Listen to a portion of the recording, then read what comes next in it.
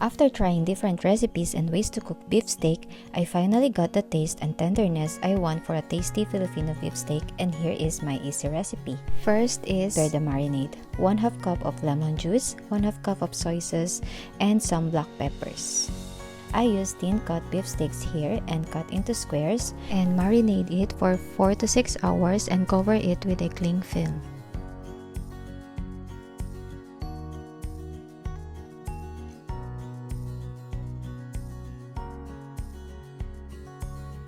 And then I prepare the ingredients.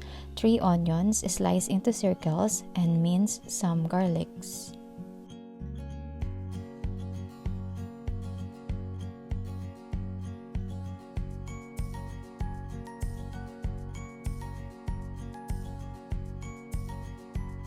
After marinating the beef, it's ready to cook.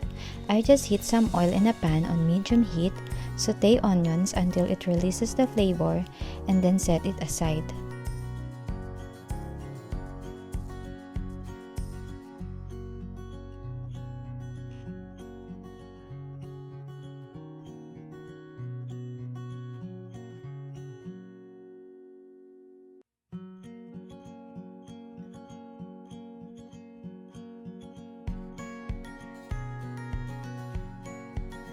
On the same pan, cook and fry the beef. Cover and simmer for 20 minutes or until it releases the oil.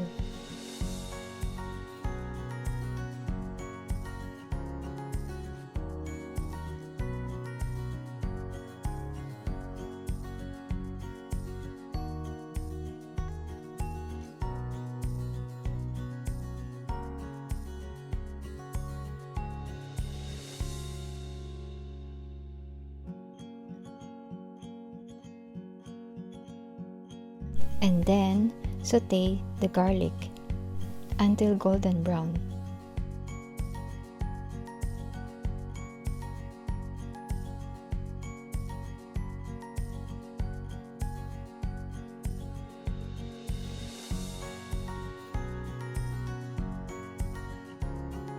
Mix all together and add in the marinade. Add in 1 cup of water and some black pepper according to your taste, and cover and simmer it for another 20 minutes.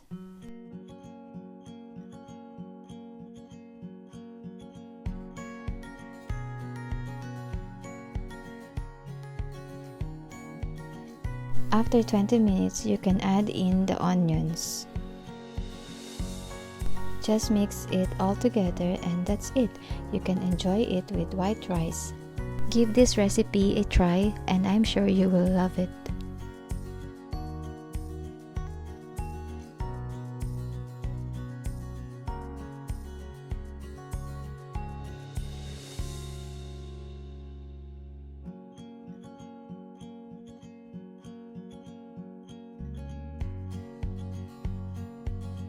Thank you so much for watching. Share and comment down below and give it a thumbs up if you like this video.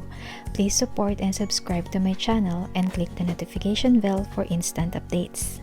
And see you on the next one. Bye!